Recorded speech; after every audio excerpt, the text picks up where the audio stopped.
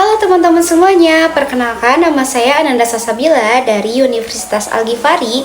Di sini saya akan mengedukasi mengenai penyakit GERD yang dimana di sini sebelumnya saya tidak sendirian, namun saya bersama dua teman saya yang bernama Ali Farija dan juga Idra. Nah, di sini kelompok kami akan menyampaikan tentang penyakit GERD atau Gastroesophageal Reflux Disease, yaitu sebuah penyakit gangguan pencernaan kronis yang sering kita anggap remeh loh, namun berpotensi menimbulkan komplikasi serius jika tidak ditangani dengan tepat. Oke, di sini aku akan menjelaskan pengertian dari GERD, yang dimana GERD ini adalah kondisi kronis asam lambung atau isi lambung mengalir kembali ke kerongkongan atau biasa disebut dengan juga esofagus yang menyebabkan iritasi pada dinding esofagus.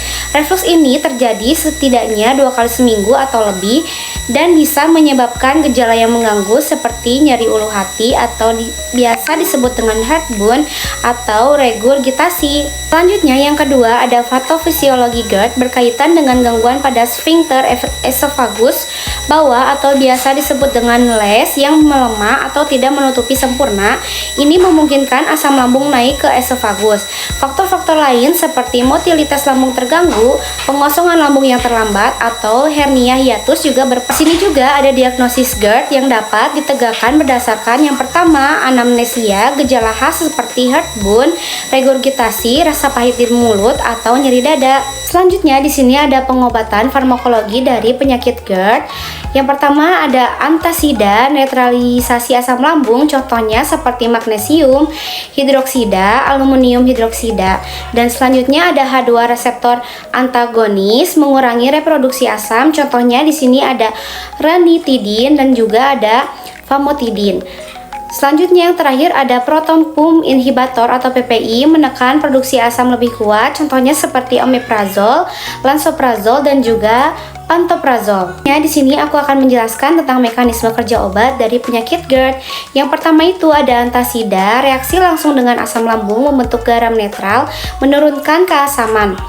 H2 blocker menghambat reseptor histamin H2 di sel parietal lambung dan menurunkan sereksi asam. Selanjutnya ada PPI menghambat enzim H+ atau K+ ATPase di sel parietal, memblokir akhir produksi asam. Dan yang terakhir ada prokinetik meningkatkan motilitas GI dan mempercepat pengosongan lambung dan mencegah refluks. Baik, di sini saya akan menjelaskan tentang klasifikasi pada penyakit GERD. GERD ini dapat diklasifikasikan berdasarkan gejala klinis dan temuan endoskopi, dibagi menjadi 3, yaitu NERD, ERD, dan GERD komplikata. NERD ini yaitu non-erosif reflux disease, di mana tidak ditemukan luka atau erosi pada mukosa esofagus saat pemeriksaan endoskopi. Kemudian gejalanya dominan seperti nyeri ulu hati dan regurgitasi. Nah, yang kedua ini adalah ERD, erosif reflux disease, yaitu ditemukan kerusakan atau peradangan pada mukosa esofagus. Nah, kemudian bisa menimbulkan komplikasi seperti esofagitis, struktur, dan Barrett esophagus. Nah, yang ketiga ini adalah GERD komplikata, ditandai dengan adanya komplikasi kronis seperti pendarahan saluran cerna atas, struktur, atau metaplasia Barrett. Selanjutnya ada etiologi pada penyakit GERD. GERD ini dapat disebabkan oleh beberapa faktor yang memicu refluks asam lambung ke esofagus. Faktor-faktornya diantaranya yaitu disfungsi sphincter esofagus bawah atau LES. LES ini tidak menutup sempurna sehingga asam lambung naik ke esofagus.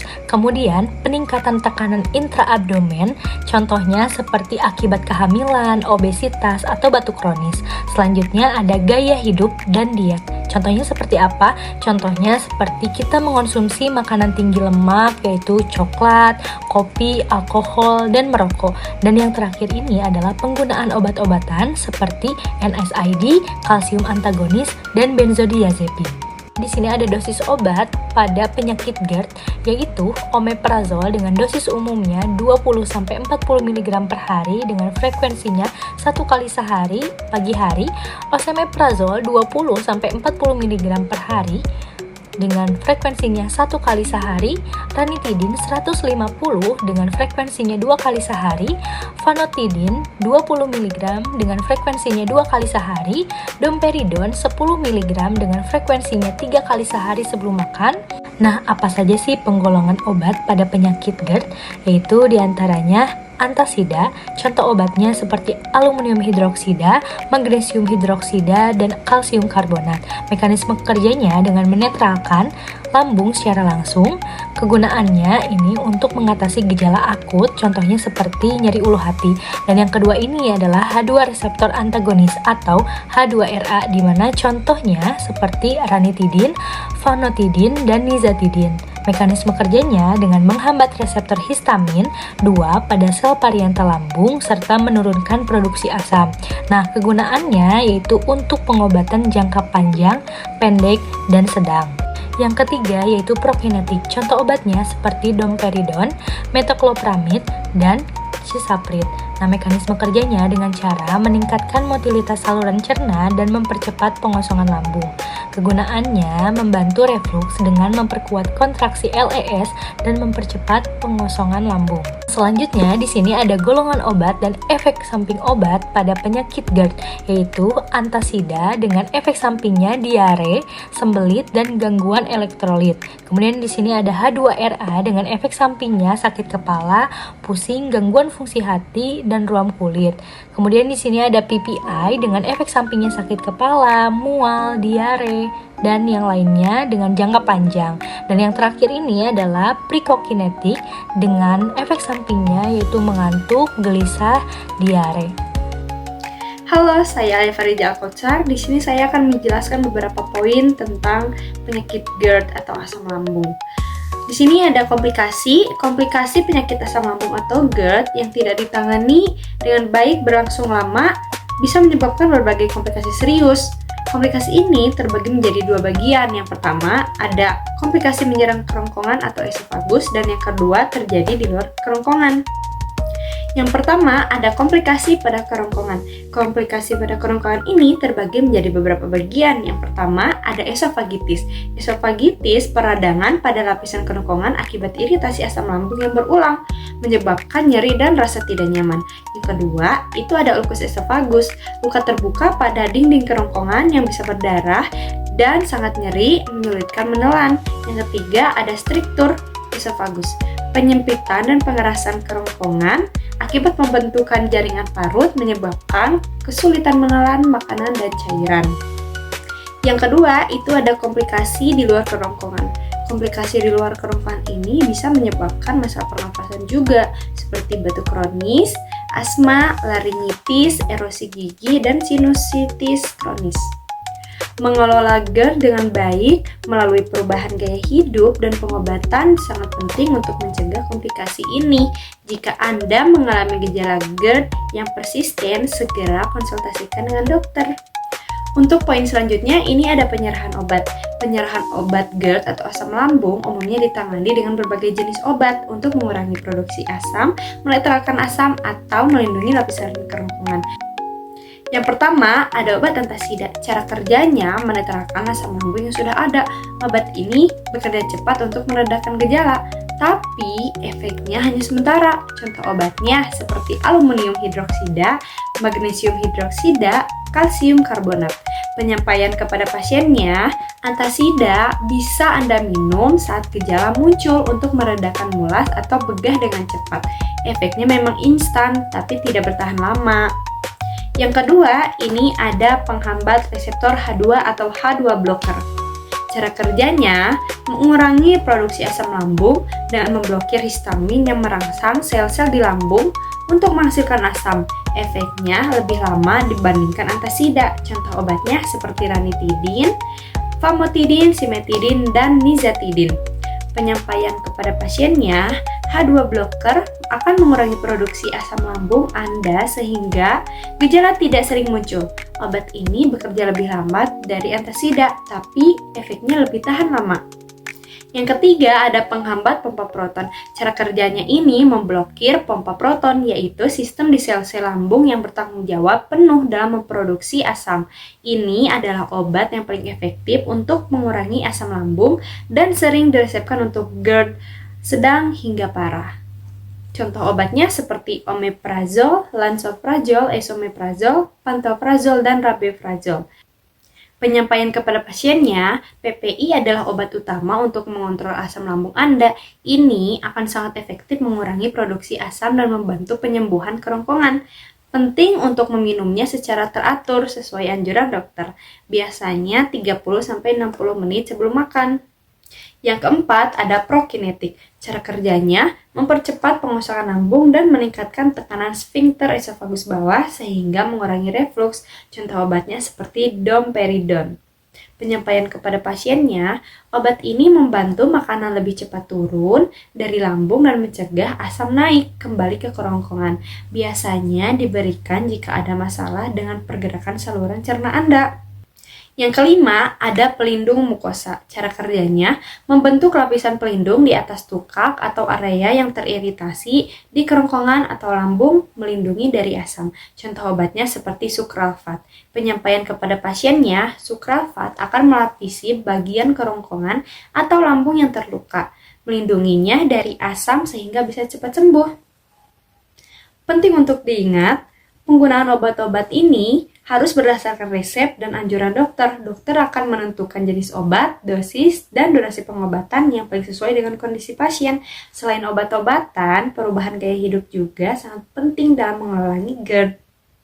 Untuk poin selanjutnya, ini ada pengobatan non-farmakologi. Contohnya seperti modifikasi diet, perubahan kebiasaan tidur, manajemen berat badan, pakaian, hindari pakaian ketat, berhenti merokok, kelola stres, hindari olahraga berat setelah makan, kunyah permen karet tanpa min. Mengunyah permen karet dapat meningkatkan produksi air liur yang membantu menetralkan asam dan membersihkannya dari kerongkongan. Pastikan permen karet tidak mengandung min, karena min dapat memicu reflux pada beberapa orang. Penting untuk diingat bahwa setiap individu dapat bereaksi beberapa terhadap pemicu dan strategi pengobatan. Oleh karena itu, penting untuk mengidentifikasi pemicu pribadi Anda dan menemukan kombinasi perubahan gaya hidup yang paling efektif untuk Anda. Meskipun demikian, jika gejala GERD persisten atau memburuk, konsultasi dengan dokter tetap diperlukan untuk mendapatkan diagnosis dan rencana pengobatan yang tepat. Untuk poin selanjutnya, ini ada perubahan GERD. Perubahan GERD sebagian besar berpusat pada perubahan gaya hidup dan kebiasaan makan yang dapat mengurangi risiko naiknya asam lambung ke kerongkongan. Ini ada beberapa strategi pencegahan GERD. Yang pertama, ini ada perubahan kebiasaan makan. Makan dalam porsi kecil tapi sering. Hindari makan dalam porsi besar yang bisa membuat lambung terlalu penuh dan menekan katup antara lambung dan kerongkongan. Lebih baik makan 5-6 kali sehari dalam porsi kecil. Kemudian, hindari makan dekat waktu tidur. Beri jeda setidaknya 2-3 jam setelah makan sebelum berbaring atau tidur. Gravitasi membantu menjaga asam tetap di lambung saat Anda tegak. Kemudian, identifikasi dan hindari makanan pemicu. Setiap orang mungkin memiliki pemicu yang berbeda, namun beberapa makanan dan minuman yang sering memicu GERD itu antara lain seperti makanan berlemak, pedas, gorengan, coklat, kopi, teh, dan minuman berkafein lainnya. Minuman alkohol, buah-buahan citrus seperti jeruk, lemon, dan lain-lain, dan produk tomat. Kemudian, ada perubahan gaya hidup. Jaga berat badan ideal, berhenti merokok, tinggikan posisi kepala saat tidur, hindari pakaian ketat, kelola stres, dan hindari langsung beraktivitas berat setelah makan. Dengan menerapkan strategi pencegahan ini, kamu bisa secara signifikan mengurangi resiko terjadinya GERD dan gejala yang tidak nyaman. Jika gejala GERD kamu sudah parah atau tidak membaik dengan perubahan gaya hidup, sebaiknya konsultasikan dengan dokter untuk penanganan lebih lanjut. Untuk poin terakhir, ini ada studi kasus. Studi kasus atas nama Bapak Budi, usia 48 tahun, jenis kelaminnya laki-laki, pekerjaan manajer bank, gaya hidupnya sering bekerja lembur, makan tidak teratur, sering mengonsumsi makanan pedas dan berlemak saat malam hari, minum kopi 3-4 cangkir per hari, merokok 1 bungkus per hari, jarang berolahraga. Riwayat medisnya tidak ada riwayat penyakit serius sebelumnya, namun sering mengeluh masuk angin dan nyeri ulu hati sesekali yang diabaikan. Gejala awal dan perkembangannya, sekitar 18 bulan yang lalu, Bapak Budi mulai merasakan gejala heartburn atau rasa panas terbakar di dada setelah makan, terutama saat berbaring. Awalnya, gejala ini jarang terjadi dan hanya ia atasi dengan antasida yang dijual bebas. Namun, dalam 6 bulan terakhir, frekuensi dan intensitas gejala semakin meningkat. Gejala yang dialami Bapak Budi itu ada heartburn terjadi hampir setiap hari, terutama setelah makan besar, minum kopi, atau merokok. Rasa panas menjalar dari ulu hati hingga ke dada dan kadang sampai ke leher.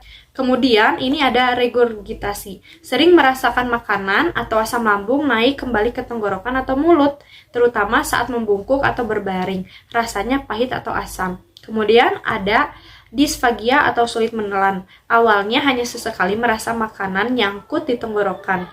Namun belakangan ini semakin sering dan membuatnya khawatir. Kemudian ada batuk kronis, batuk kering yang tidak kunjung sembuh terutama malam hari atau setelah makan, yang tidak berhubungan dengan flu atau alergi. Kemudian ada suara serak, suara sering serak di pagi hari yang membaik di siang hari. Kemudian ada nyeri dada non-kardiak, kadang merasakan nyeri dada yang tajam dan menusuk membuatnya khawatir terkena serangan jantung. Namun setelah diperiksa jantungnya normal. Kemudian ada gangguan tidur, heartburn dan batuk di malam hari sering membangunkannya dari tidur.